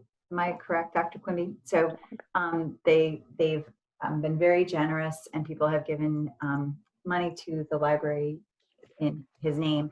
And Janet is setting up a separate account so that we can keep track of that money. We don't have any directive right now, and no decisions have been made as to what that money is going to go towards. So we want to make sure that we keep it separate and have it all set. So thank you, Janet, for doing No that. problem. And I'd like to say that Catherine Arden is coming. That's amazing. Small Spaces is a great book she wrote. So I was really excited to see that, Yvette. That's wonderful. I hope people take advantage of that author appearance. So. Yeah, I just finished The Bear and the Nightingale, which is her first book in something called the Winter Night trilogy. I stayed up reading it. I do not normally stay up all night reading a book. Very, very, very rare for me, but it's like Russian folk tales, and it's written in the style of a fairy tale. So in that kind of point of view, absolutely amazing. And it's amazing. It's a debut. That particular book that I read was her debut, and it's perfect. It's a perfect book. Well, Small Spaces is super creepy. I have that one on hold. I have that one on hold, Deb, so I can't wait. Yeah, it's really good. So good. So Janice. So Deb, was that just like you just threw that in there? Well, I see that in the specials account, we spent $3,000 on her visit. So I wanted to point that out. And so, yes, I'm saying, great, that's wonderful. And it just was noted because it was in the specials account. Her name is Catherine Arden. Catherine. She's part of our summer reading presenters. We were going to bring her live into Merrimack. She lives in Vermont right now. And we were going to bring her for $4,000, but her Zoom price is $3,000. So that's actually next week on the 30th. Okay, so wonderful. Fantastic. Does that have a limit on how many people can sign up for that? Cool. No. Okay, so great, well done. All right. Nice. So thank you, Janet. Does anyone have any questions for Janet? Okay. We need to accept 3 minutes. We have the minutes from our June 16th public meeting. Does everybody have that? Question marks, help me out if you can. I don't know if there's question marks in this one. Okay. Let me open that up. Well, can I just? Yes, please. Okay. In the June 16th public meeting minutes,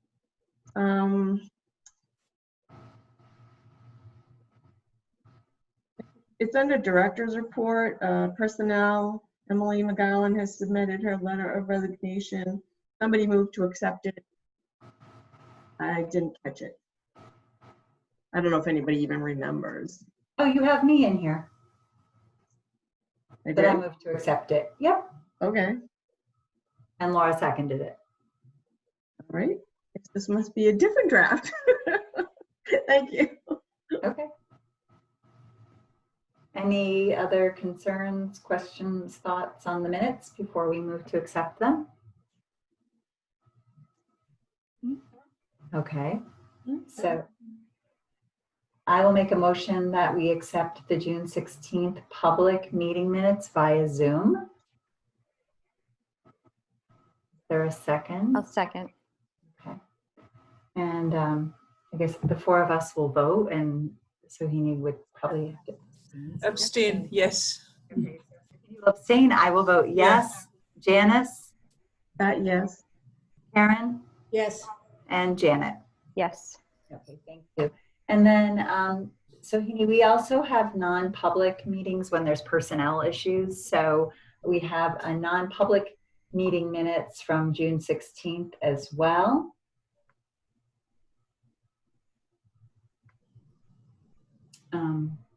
Any questions or concerns about that?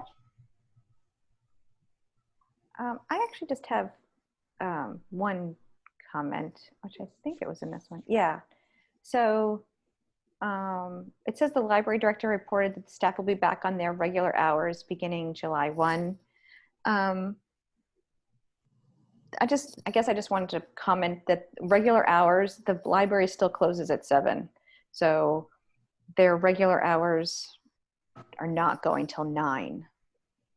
So I think maybe what I meant, or what I remember intending anyway, was we're using the time clock.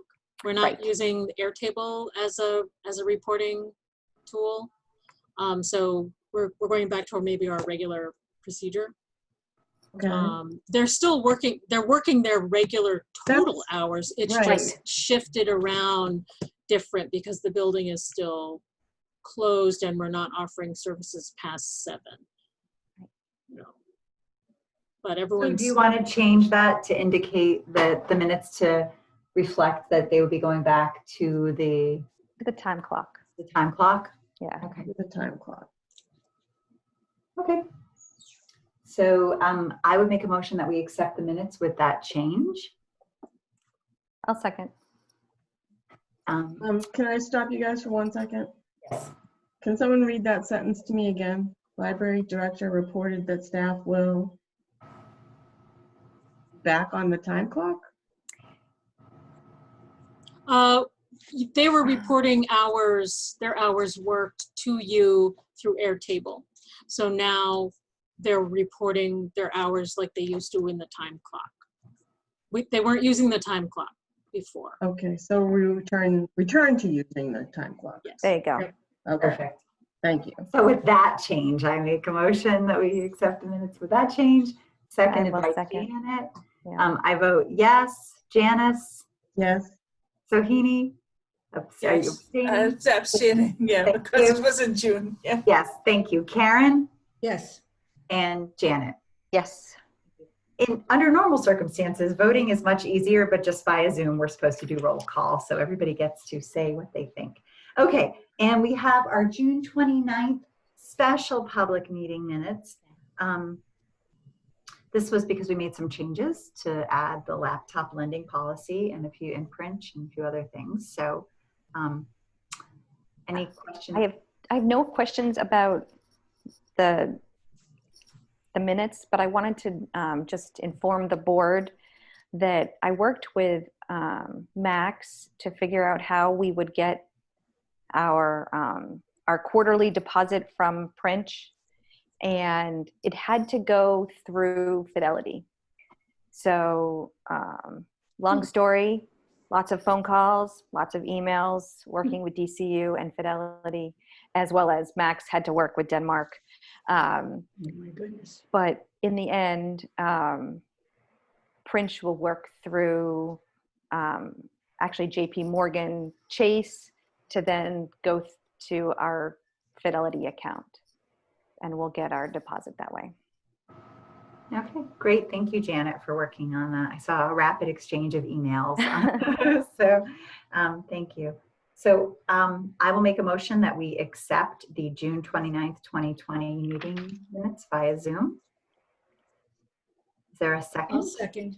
Thank you, Karen. I vote yes. Janice? Yes. Karen? Yes. Janet? Yes. And Sohini? I'm guessing you're saying. Abstaining. Yeah. You again. Okay, so awesome. So we are all caught up. I believe those were all of the minutes. Yeah. For a while there, we were meeting so often. There were like stacks of minutes and we had to catch up. So it's nice to just have 3. That's wonderful. Okay, next, we're moving on to committee updates. Building Exploratory Committee has not met. That's just made up of people from the Development Fund, the Friends, people with an active interest supporting the library and seeing what our next step is for the building. So they have not met. The Friends, Janice, any news from the Friends? There was a discussion about possibly a sidewalk book sale or an online sale, and there were a lot of factors to consider. And I think at this point it was just too many things they would have to figure out, so they're not pursuing those. Do I have that right, Yvette? Yeah, that was the discussion about the September sale. Yeah. And then there was a discussion about volunteers doing some home delivery, and I think that's just ongoing. You guys are just looking into that. Mhm. So that was it. Okay, Unless I missed something. thank you. Yeah. The Merrimack Public Library Development Fund has not met. We meet quarterly. They're a development fund. They have money. They do run the bricks. So there's some bricks that people have purchased, Sohini, that they want to do something with. It's an ongoing project, right, Yvette? So Yeah, those are actually going to be installed hopefully soon. Arafa has been working with Jared and Holly Morales, who's the treasurer, and reached out to the original vendor of the bricks. So that's something that, we have been over several years preparing the ground on the parking lot side of the building where there used to be some very overgrown juniper trees. So that's the location where the memorial bricks would go in. And it's lots of pieces, lots of pieces to go through, but very, very close. And the Development Fund Committee, Bill had sent me an email just a couple days ago saying he wanted to call a Zoom meeting for early August. So that's something he usually checks with myself and Holly first and then sends it out to the rest of the committee. But so that's going to, Deb, you'll find out when. So that's a nice group. And then Do the you town. you guys want me to note that, or just like TBA be announced? Yeah, to be announced. We Okay. don't know what's. And the Town Center Committee. Karen, any news from that committee? No, we're not meeting again till September. So Janice is the Friends liaison. Karen goes to the Town Center Committee. I do Building Exploratory Committee, Public Library Development Fund Committee. As you are on the board, if you are interested in attending any of these meetings or working as a liaison, you are certainly more than welcome to. And it's good to hear what else is going on with library supporters. So, okay, Library Board of Trustee committees. Last time, Janet, you brought up that we as committees should be posting agendas and taking minutes. Janice emailed me and said she wasn't sure about the reading of that. So I've been reading some more on the right to know law. Me too. And I think we're okay not posting agendas in meetings. And here's why. The definition, actually it was in the stuff that you sent me, the definition of a meeting, where is it? Here it is, sorry, lots of stuff here. What is a meeting? It's said it's a convening of a quorum of a public body.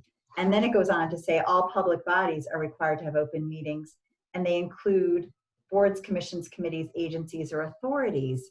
But we're not having an official meeting if we're not a quorum, I believe. Right. Yeah, but I guess I Can read that can I as confuse matters more?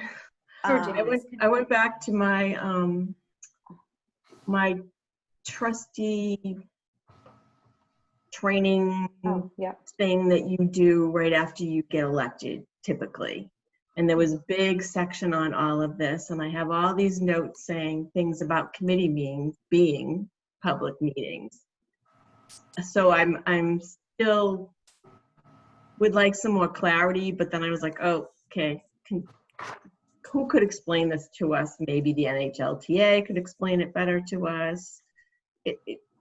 So I'm sorry to muddy up the waters, but that one of the things I propose is that we just review it at the retreat if we could, just clarify it for ourselves. I'm looking at the NHHMA Right to Know Law paper here, and it says, what is not a meeting? Gatherings of fewer than a quorum, consultation with legal counsel, chance or social meetings. So. Yeah, but I guess I read it as like bodies are considered, a committee is considered a body. So, so if you have a committee, then, and it has a meeting, then the meeting needed to be posted and minutes needed to be kept. Okay. Well, there's an email down here. I can certainly email. Why wouldn't I just email them and find out what they think? So I'll just do that. I'll just send an email. So, yeah, and as I said, I don't mean to muddy the waters, but when I went back and looked at my notes, I was like, okay, now I'm even more confused. well, you know, like I said, it says legal inquiries at NHMA. I will send them an email, ask them for some clarification, and I'm sure they'll be able to answer it in a few quick sentences, and then I'll have an answer for you, and we'll proceed according to what they tell us. So we certainly want to be respectful and do everything we can with the right to know laws. Oh, I got another dog at the door here. Okay, personnel, same dog back, right? Personnel committee. So the personnel committee is made up of Karen and Janice. Do you have anything to report or any questions for the board? No, we don't have anything. Not at this time. Okay, one of their ongoing projects that's sort of out there, Sahini, is looking at the director's review. We review EVAT in the spring, and I don't think anyone is really happy with the tool that was used. And last year, they had intended to review the evaluation, but it didn't happen. So we're going to redo the evaluation going forward. Janice, is that correct? You looked like you were not sure. That we're going to redo the evaluation tool. Yeah, I think that we have looked at it a couple of times and changes have happened, but I think the last time we all got together, it seemed that even that wasn't what we really wanted to do. That's how I interpret it, but correct me, anybody else if I'm wrong. No. As a member of the personnel committee, then the issue comes up, if we meet, Janice and I, as the personnel committee, do we need to publish an agenda and do all those things to try and make or try and craft a new evaluation form? Yep, I'll find out. I will ask that. I mean, so that's why we haven't. I'll also ask about, like, you know, so personnel committee could be having a non-public essential meeting if you're talking about that sort of thing. So Right. Where's the line? Okay. Yeah, but there's, I mean, again, if you'll get your information, and if your information says no, then that's fine. But if it does, even with the personnel committee, unless you're specific, like, you can't just claim non-public just to. Right. We could do that anyways. We wouldn't have a quorum. All right, I'm going to find out about committees. Let's take one step at a time. We're getting more confused. Okay. Building and maintenance committee, we have nothing. Oh, Yvette, please go. Well, I just want to throw out another perspective, because I'm on you know, the GMILKS board, NHLA board, and so on. And when we have a committee meeting, we don't, I mean, it's on a calendar, so it's not an official posted agenda, but there's always an agenda, just so we can keep track of why are we meeting, what are we talking about, and someone always takes at least notes so that we have a record of what we discussed at that meeting. And then for different reasons, different boards, that's going to be reported back to the full board. you know, so it, you know, just to look at it in is, if this board, if the Merrimack Library trustees would find it helpful for your own record keeping, because I don't know what your memory's like, but I know I have to write everything down. You know, if you feel that would help you have some kind of continuity from one meeting to another, especially if you don't meet frequently, then that's always another way to look at it, that regardless of what the NHMA might say, for you, for your operation, is it helpful? And it doesn't have, you know, our notes aren't formal. You know, it's just, what did we talk about last time? And then report back so everyone's on the same page. Well, I think that's best practices, right? That's the way we should be functioning for sure. But we should know if it's a right to know issue, because then we do need to post a Zoom link if we're having any, you know, there are, especially in this instance, other circumstances. So I think your advice is good, and we should be doing that as our practice, but about publishing it and doing that sort of thing and making those minutes available, what's the right thing to do as far as the law is concerned also, it's good to know. So thank you. That's good advice. All right, Finance Committee. There was some discussion about the finance guidelines, and Janet and Yvette and Joanne and I got together over Zoom and just had like a conversation, and we left it that Joanne was going to be looking at those guidelines just to see what it would look like in practice with the staff, because I think there was some concerns about that. So I don't know if Joanne has gotten back to you, Janet, or has had any feedback on that. And not saying that we would necessarily change things. We just wanted to make sure that the guidelines made sense for how things actually functioned, because the guidelines were supposed to be for our edification and the staff, so that we were all on the same page going forward. So that's where we were at. So maybe Joanne could get back to you, Yvette, and maybe email us to see, you know, that is. Now the Finance Committee, Laura was on the Finance Committee, so we will need another person to consider going on the Finance Committee. So well, actually, hang on. This stuff usually gets, this is also part of what would or could get reevaluated when we do, like in September. Yep, exactly. Like, right. No, I was just saying that there is we do need to look at that. So I'm just putting that out there, that there is definitely a spot. It's going to be the board. All of you are going to be on the Finance Committee. Janice. One more meeting? No. So the committee, Sohini, are really groups of 2 trustees who get together and try to address smaller issues, and then like report back to the board, so that the whole board doesn't have to have a meeting to discuss certain things. That was the idea behind this, which I guess has been in place for the last year or 2. So we can look at that with our retreat in September and see who wants to be on what committees, as well as who wants to go to the outside committees as representatives also. Right. Okay. So I think that that's doesn't really necessarily mean if there's something that you wanted to investigate also, it doesn't have to fall into a specific committee either. Like if you were interested in something and you were like, hey, I want somebody to help me with it, it doesn't have to be a committee. It could just be, I'm going to go investigate this, and when it's over, it's done. So. Okay. Yeah. So those were all of the items that were on our agenda. We need to review the July action items. Before we do that, was there anything else that needs to come before the board? Yvette. I heard back from Max, and he says it was 50 cents before. Okay. Okay. So that's the price. That's good. Okay. So Heaney, you have a good memory, because I was like, it was 25. Yeah. Great. Okay, so we don't need to vote. That's done. Nope. Okay. Well And done. Janet, was that what you wanted to remind me of also, that we had to have that Because- vote, or do you have something else? True to say, at that point of time, I thought it was quite expensive. So that's why it's stuck in your head. That color is expensive. Actually, I was interested in some contact information for Sohini. Oh, yeah. Oh, Yvette.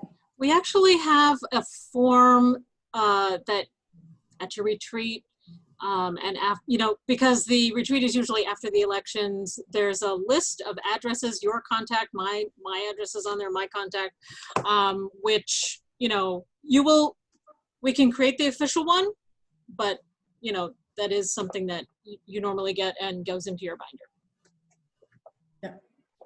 So Heidi, maybe you could email us from your new email address with your address and cell phone number, and then Yvette, if you want to put it into the document and forward it back out to all of us, then we all have it for our binder, if that would be okay. You just need my address and my contact number? Or? Yeah, we do have, so we all have each other's cell phone numbers also. Just sometimes if, like, say I send an email and I don't know if people are going to check it, I might say, hey, I sent you an email, could you check it? That sort of thing. Yeah. So. Yeah, that's fine. And your everyone's address is on it. I don't know if it's always been that way. It's so maybe from before email, that's how they contacted each other. You can have whatever you want on it, but I'm just telling you that it's your name, I thought I gave you my address. No? Okay. I have it. I have your street addresses. I don't know that you want I don't know why that. I don't know. Fine. It's up to you. It's fine. It's your contact list. Is there a way, like, do you have a format of when you write your emails, like we have for our office, we have like a signature, what we have to follow, that this is the format, this is the font, something like that at the end of signing off, or it's just your name and last name? Yeah. It's just that any emails between trustees and should be done with the town email. Yeah. It's sort of part of that. So we try, now that you have a town email, that will be the one that we use to communicate. So I can just say Shalini Gupta, town trustee. That's it. I don't have to disclose anything else. No, that's it. Means only y'all will have the other information of my contact number and stuff like that. Okay. I just wanted to make sure how much of it is outside. Yeah. And honestly, we just communicate with each other. I haven't had patrons don't contact us. Everything goes through Yvette, that sort of thing. So, okay. Is there anything else that needs to come before us or that I have forgotten? Well, here's a thought in relation to format. Not so much signature, but we try to, if we have something, we try to CC each other if needed. Like if we have a question for Yvette, we might CC you as the chair or vice versa. Am I saying that correctly? Yeah, so saying that right. Yep. So oftentimes, like when Janet will email Yvette, she will CC me on it, so I know sort of what's going on, so that it can come on the agenda or that sort of thing. So yes, that usually happens. I think that's it, right? Yeah, I think the good rule of thumb is try not it's not permissible to have a meeting on email, so no voting, no, I mean, it's really, this is an information tool for you guys. That's exactly what the emails are. We usually use them for is just exchange of information, setting up a meeting date. And now we're kind of back on our regular schedule, but when all of this was happening, we were meeting more frequently because we were making changes to what was going on. We also had meeting at different times, but if 7 o'clock works for you, Sohini, if that's a good time because of work, then we will continue to meet at 7. Nothing is written in stone, though. Things can be changed if they needed to be. Janice. So that means our next meeting would be August 18th at 7. That's correct. Okay. Yep. As of right now, I think we will proceed as though we're going to meet via Zoom. If there is some magical change to things, we will certainly change that. I think all of us are anxious to be meeting people in person again, but there's just a lot of things up in the air. So, okay, let's review our action items that we will be moving forward. We're going to keep on there, review patron usage of print for September. We'll set the date for the board retreat at the next meeting. We need to look at the RFP. We're going to get copies of the new appeals policy to look at. What are other things that are on there? Let's see. We're going to address the granite sign one way or another in August. Hopefully Yvette will have some feedback from a vendor who wants some business. It's like, it's just hard to understand. Just get back to us, please. Okay, what else? Just the last thing that you just said, you were going to contact, what is it, NHMA? And thank you. Yes, I have it right here. I will send them an email after this meeting and ask them. So it's how they- NHMA? What is that? Yeah, the New Hampshire Municipal Municipal. Association. All right. Thanks. Yep. And I'm sure the New Hampshire Library Trustees Association could also answer this, but since this document came from them and they have legal inquiries right on there, I feel like that's the best people to go to. I have a question. Please. Okay, so about that RFP document, is that going to be circulated? Do we need to pick it up from the library to review it, or? how I'll are we have going a copy printed for you, to- Okay, and then and then you can, we'll figure out a schedule when it's convenient for you to pick up. okay. That's Yeah, right. there's 3 different Oh. proposals from different architects. We got them electronically. Yeah. Yes, I can send it electronically if you'd rather, it's fine. yeah, I Okay. think that's fine, like, problem. just to save the paper. Okay. Ink, yeah, and somebody to schedule, I think, yes. Because I'm using the NHGOV email, Merrimack email, so I got that. Great. Can I just ask really quickly? So we had a series of June action items. Seems like are we still pursuing the e-commerce Gmail thing, or is that a Yeah, done? we can take that off. Take it Yes, off. so take that off, yep. And Yvette and I will look at the agenda for our next meeting, and if there's some things that we've talked about, like year-end expenditures, et cetera, those will just come off for the Okay. next agenda. So, were there any other action items? Got them all. Okay. I'm gonna Karen. get the manual to Arafa, and then somehow from Arafa, it will get, she is going to, she will copy it once for Sohini, and then she will get it to Deb, who will look at formatting it. Yeah, so Sahini, just there was a, Laura did not, her computer was sometimes kind of printing weird and doing some different things. So when you look at the manual, there might be just some things out of alignment and that sort of thing. And, you know, I just like to have it look a certain way. So I would not be changing any content, but just editing for structure and continuity in the format of that. So that's all. And you will also get, with it, you will get an example of this list of contact information that we've been talking about, but it's outdated. It won't be the current one until we get that. So that's all. Thank you, Karen. Sure. Thank you for acting as the go-between for that. So, Yeah. Sohini, thank you for joining us. If you have Yeah, any thank you questions for- about yeah. anything, please. Yeah, maybe I'll think about it. There's so much of information today. It is a lot. Yeah, so yeah, thanks for having me. We're happy you're on the Oh, board. yeah. So. Yes, we are. I don't know how much of help I will be, but it's a long way of learning. It's something really interesting. I never experienced that so much goes on in the background. Like when I go to the library and pick up the book, I say hi, hello to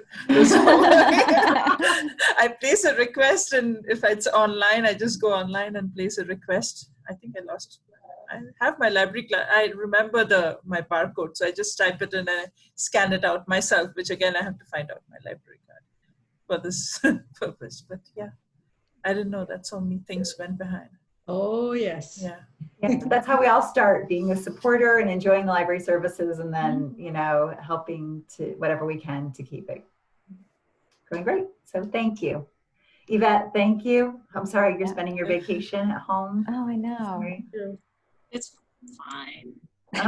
I mean, no one's gotten sick, so Okay. better to be, you know, Yeah. taking precautions and, Yeah. you know, I mean, I'm working on my book and reading. And, you know. Oh, cool. Yeah. And staying up all night reading books. Staying up all night reading a book. Oh my gosh. It's so exciting Yeah. when you find, I can't wait to read her other things. Yeah. So, No, and with the Yeah. Catherine Arden, we're working with Gibson's bookstore Right. to have, they're gonna, as far as I know what Kathy was working out, Catherine is signing a number of book plates and sending them to the bookstore so that if you want to buy a signed copy, they will have the book plates. And then I think after the event, I think then we're going to get the extra book plates because we still have books in our collection by her, and then we'll have signed copies in the collection. So there's still that possibility of getting a signed copy by an author that you've heard speak. Yay. Great. Nice. So order your copies through Gibson's. I ordered her whole trilogy. Small spaces, dead voices, Oh creepy. man! Oh, I'm so glad to hear that, Deb.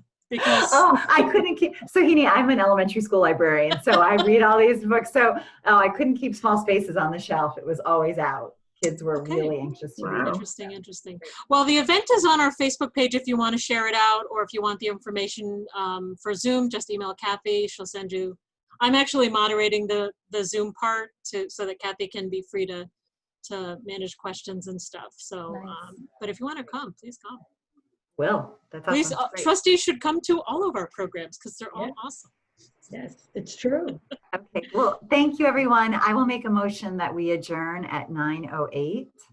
I'll second. Thank you, Janet. I'm in favor. Janice, Yes.